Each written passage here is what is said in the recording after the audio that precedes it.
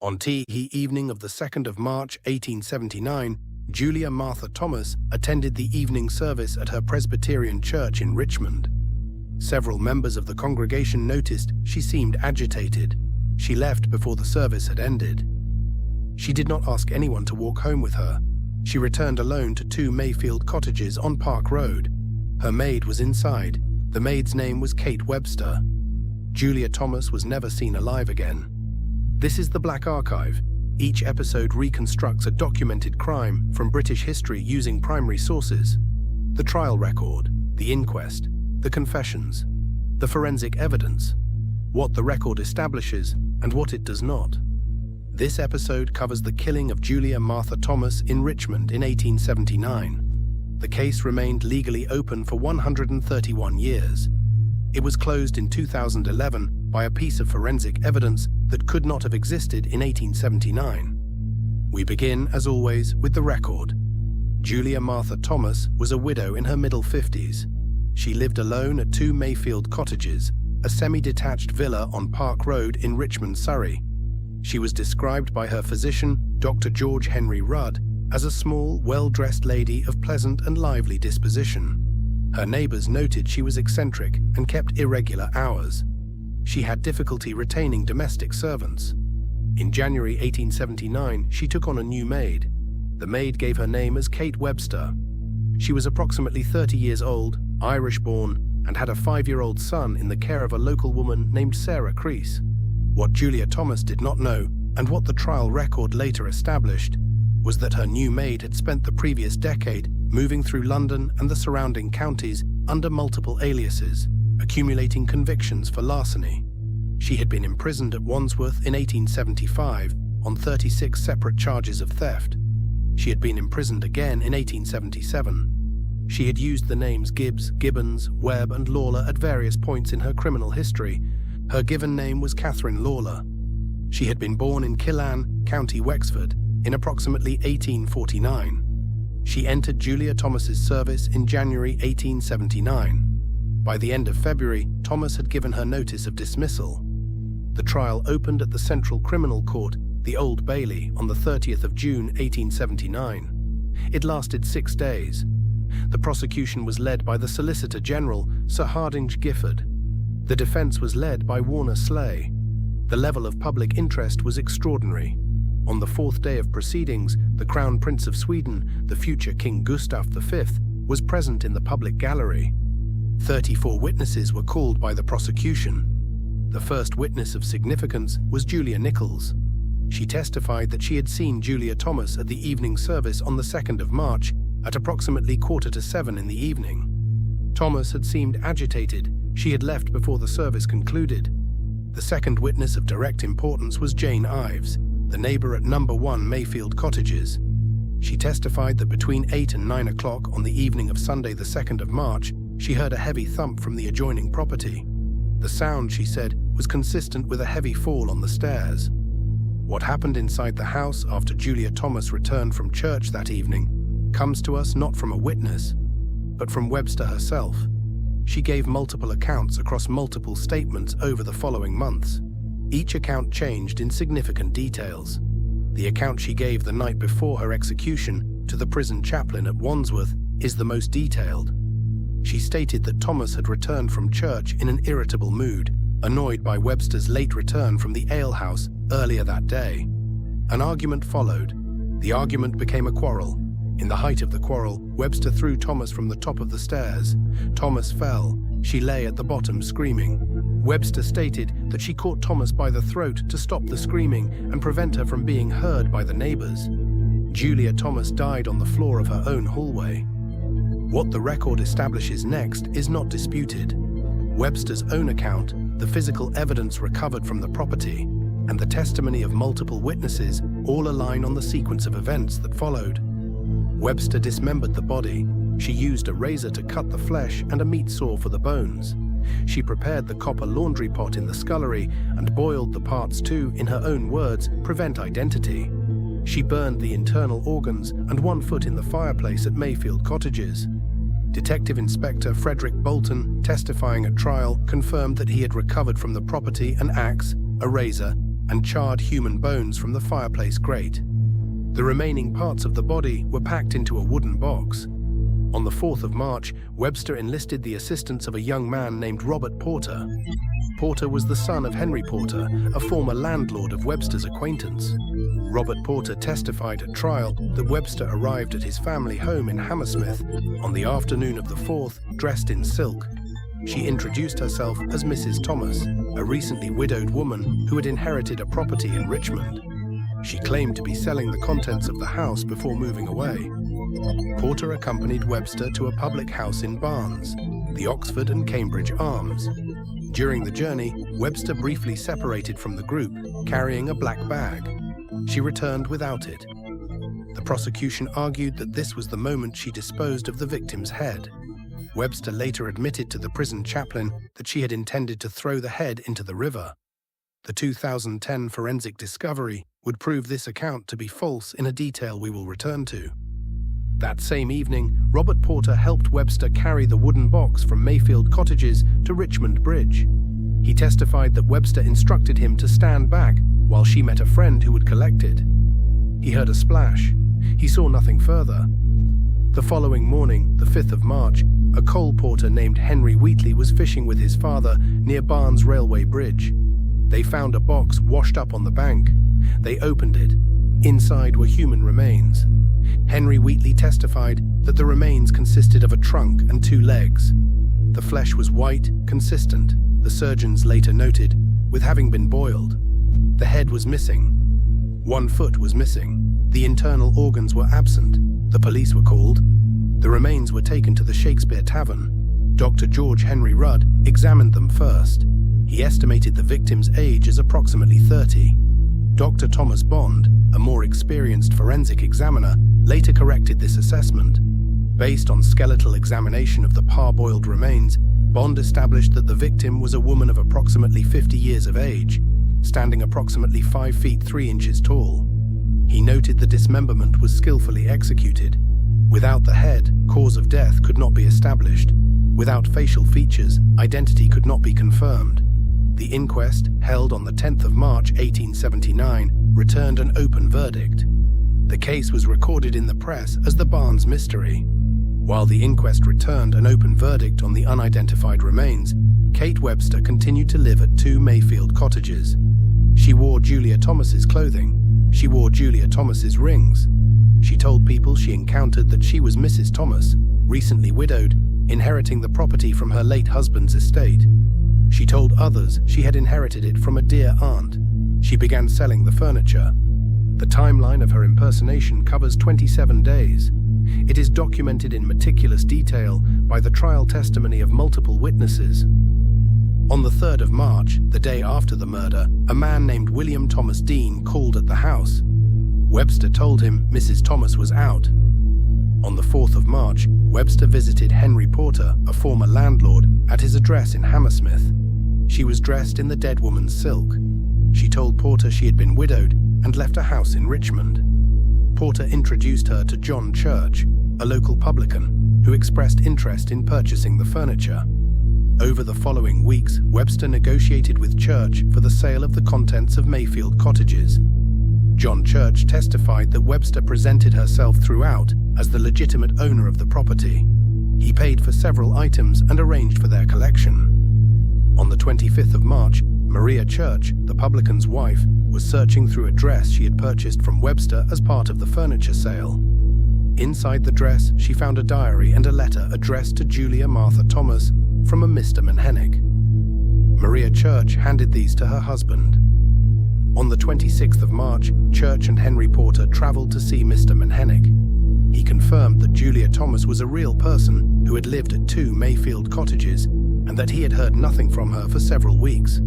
The police searched Mayfield Cottages on the 27th of March. Webster had already fled. She was arrested on the 29th of March at her uncle's house in Killan, County Wexford. She was still wearing Julia Thomas's dress. She was still wearing Julia Thomas's rings. On her return to London, Webster immediately attempted to redirect suspicion. She accused John Church of the murder. She claimed he had killed Thomas in order to fund a move to America and that she had been an innocent bystander. coerced into helping him conceal the crime. John Church was arrested. He was briefly held. His alibi was absolute. He was released. Webster then attempted to implicate Henry Porter, the father of the young man who had helped her carry the box to Richmond Bridge.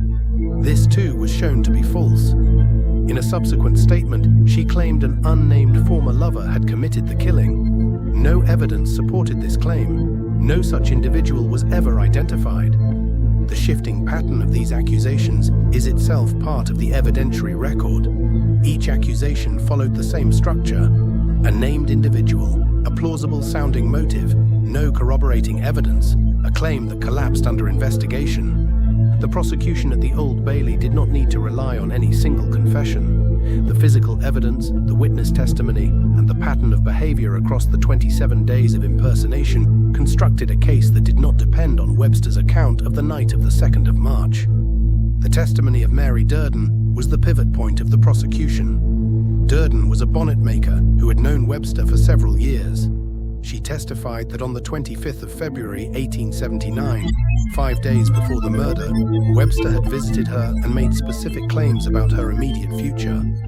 Webster told Durden that she was preparing to travel to Birmingham to take possession of property, jewelry, and a house left to her by a recently deceased aunt. She described the property in detail. She described the jewelry.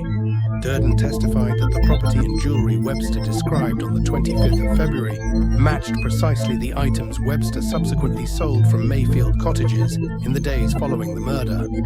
The prosecution argued that the aunt was a fiction, that the property was Julia Thomas's property, that on the 25th of February, Webster had already resolved to kill her employer and had begun constructing the cover story she would use to dispose of the assets.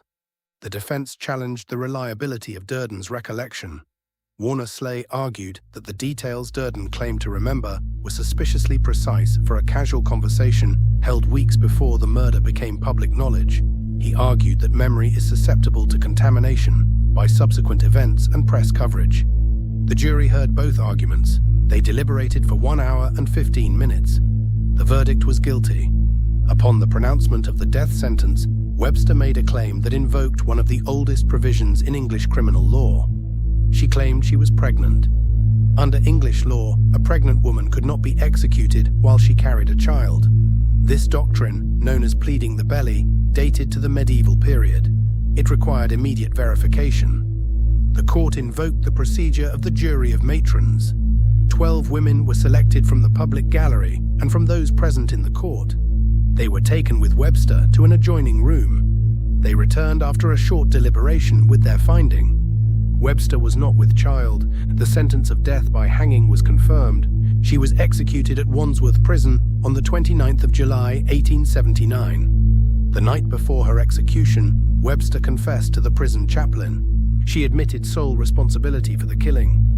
She confirmed the sequence of events on the night of the 2nd of March, the quarrel, the fall on the stairs, the strangulation in the hallway. She confirmed that she had dismembered the body. She confirmed the boiling in the copper pot. She confirmed burning the internal organs and 1 foot in the fireplace. She confirmed that she had packed the remaining parts into the wooden box and enlisted Robert Porter's assistance to carry it to Richmond Bridge. She said she had thrown the head into the Thames. This was the detail that the forensic evidence gathered 131 years later would prove to be false. Whether she lied in her final confession or whether she was mistaken about what she had done with the head in the chaos and darkness of that night, the record does not resolve. The morning of the 29th of July, Kate Webster was taken to the gallows. She was the second person to be executed at Wandsworth Prison. She was buried in an unmarked grave in the prison grounds. The handwritten prison register records her name as Catherine Webster, interred 29th of July, 1879. Julia Martha Thomas's head had not been found in the Thames. It had not been found in the searches of the property. It would not be found for 131 years. The Barnes mystery did not remain a mystery for long after the discovery of the box at Barnes Bridge. By early April 1879, the London press had identified Kate Webster as the primary suspect. By the time of her arrest in Wexford, the case was a national sensation. The press coverage of the Richmond murder, as it came to be known, tells a story that runs alongside the trial record, but is not the same story. The trial record is concerned with evidence, with sequence, with what can and cannot be established from the physical facts. The press coverage is concerned with something different. It is concerned with meaning, with character, with the question of how such a thing could have happened and who was to blame. The language used to describe Kate Webster in the Victorian press is documented in the trial coverage and in subsequent analysis of the case. She was described as savage, as barbaric, as callous and fiendish. One commentator, writing an introduction to a published transcript of the trial, described her as not merely savage and shocking, but the grimmest of grim personalities, a character so uniquely sinister and barbaric as to be hardly human. The penny illustrated paper noted she was not so ill-favored as she had been described, an observation that registered as almost a disappointment. Julia Thomas, by contrast, was described as a small, well-dressed lady, as frail and elderly, as pleasant and lively. The language of victimhood applied consistently to the dead woman. The language of monstrousness applied consistently to the living one. The Irish dimension of the press coverage was explicit and sustained. Webster's origins in County Wexford were noted in almost every account. Several editorials framed the murder as evidence of the dangers posed by Irish domestic servants, part of a broader Victorian anxiety about the so-called dangerous classes and the breakdown of the ordered household. The Manchester Guardian and the Times both published commentary placing the case in this context. This framing is itself part of the evidentiary record, not evidence of what happened at Mayfield Cottages on the night of the 2nd of March, but evidence of how the public mind arranged the facts of the case into a story it could understand. The Irish maid, the English widow, the household invaded and destroyed from within. The record does not support this framing as an explanation. Webster's motive was not ethnic or political, it was financial and immediate. She was about to be dismissed. She had no savings, no references, and an illegitimate child in paid care. Julia Thomas had a house, jewelry, and furniture that could be sold. The press framing transformed a crime of brutal practicality into a parable of social danger. The Black Archive is interested in that transformation, in the gap between what the record shows and what the story requires. Madame Tussauds created a wax figure of Kate Webster before her conviction. The figure was placed in the Chamber of Horrors. Press accounts described it as capturing her emotionless courtroom demeanor. The figure remained on display for nearly 60 years. It is worth pausing on this detail. A woman is tried for murder. While the trial is in progress, a commercial institution creates a wax reproduction of her and charges the public admission to view it. The figure is positioned alongside other notorious killers as a permanent exhibit. This is not recorded as controversial at the time. It is recorded as a natural consequence of public interest. The commodification of the criminal body, living or dead, was not exceptional in 1879. It was the norm. The same impulse that produced the Madame Tussauds figure produced the crowds at the execution. It produced the broadsheets sold outside Wandsworth on the morning of the 29th of July. It produced the published trial transcripts that were in the bookshops within weeks of the verdict. The Richmond murder was a media event before the concept of media events existed. It was also, underneath all of that, a case with a specific evidentiary record that the media circus consistently obscured. The dripping. Among the most persistent elements of the Kate Webster story is the claim that she sold the boiled fat of Julia Thomas's body to local children and neighbors as cooking dripping. This claim appeared in the press coverage in the weeks following the discovery of the body. It was repeated in subsequent retellings of the case. It became a fixture of the popular account. It was never established at trial. No witness testified to purchasing dripping from Webster. No physical evidence of such a transaction was recovered. The prosecution did not include it in their case. The trial record does not contain it. This is a precise example of what the Black Archive's methodology is designed to identify. A detail that appears in the narrative layer of a case. That is repeated across retellings. That becomes inseparable from the popular understanding of the crime, and that has no foundation in the primary record. The dripping story is the story that makes Kate Webster into a folk monster, into something beyond human, into the character the press had already decided she was before the jury returned its verdict. the trial record shows something more specific and in some ways more disturbing. A woman who killed her employer in a quarrel, who then, in the days and hours that followed, made a series of calculated decisions about how to conceal what she had done. Each decision practical, each decision documented, each decision traceable in the evidence. That is the record. The dripping is the story. The case had one further dimension that the trial record preserves and that later retellings have largely forgotten. The second foot. Webster admitted burning 1 foot in the fireplace at Mayfield Cottages. A second foot was recovered separately, found at Twickenham in circumstances not fully explained in the surviving record.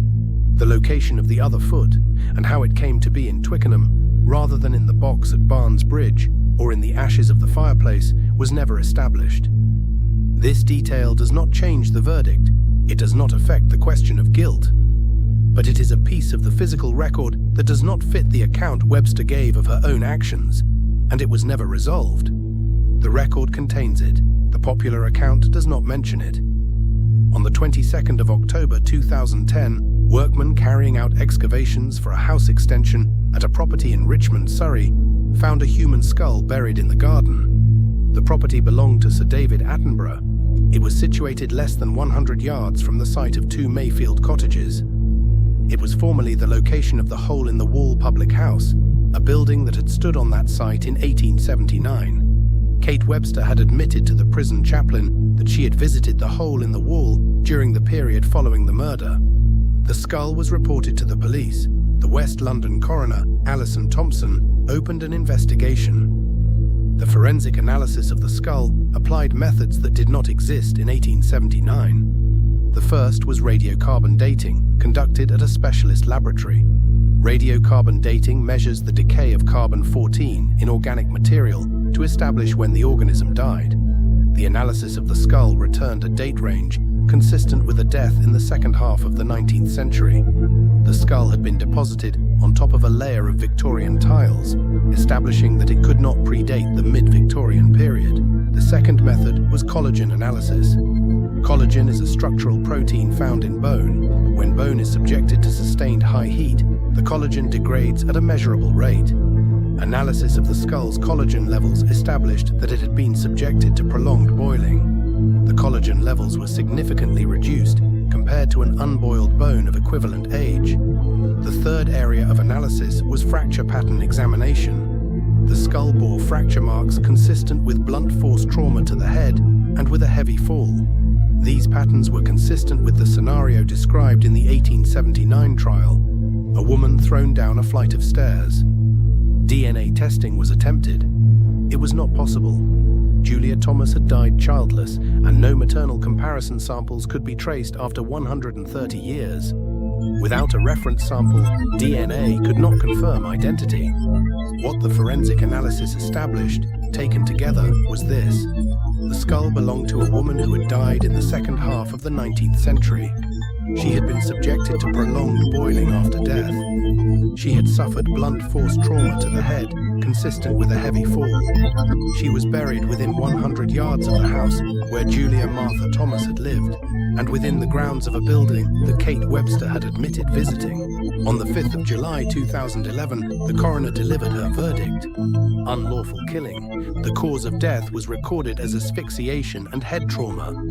The open verdict entered at the Barnes inquest in March 1879 was formally superseded. The Barnes mystery was closed. There is one detail in this resolution that requires specific attention.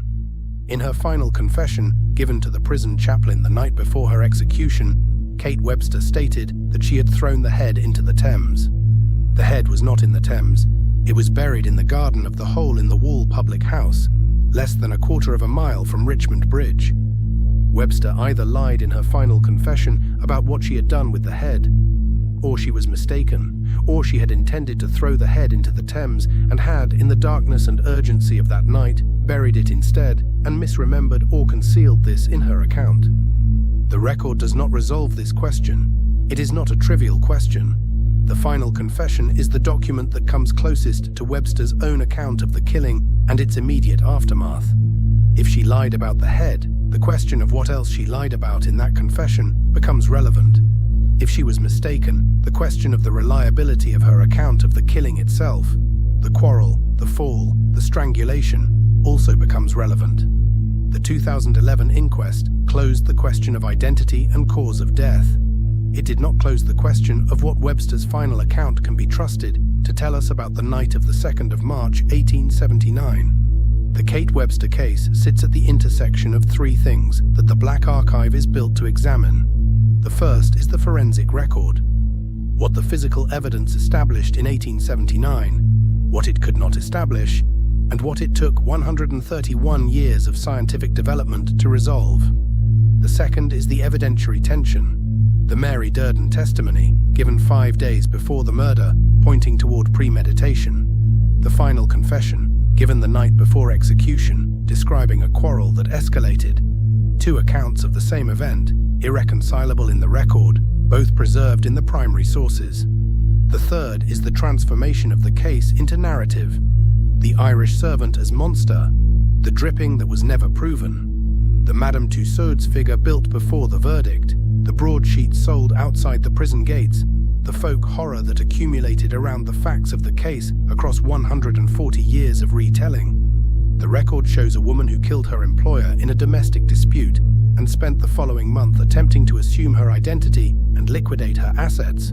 The story shows a figure of almost supernatural evil, barely human, uniquely sinister. These are not the same thing. The gap between them is what this archive exists to examine. The primary source for this case is the Old Bailey Proceedings, trial of Catherine Webster, the 30th of June, 1879. The full trial record is publicly accessible at the Old Bailey online.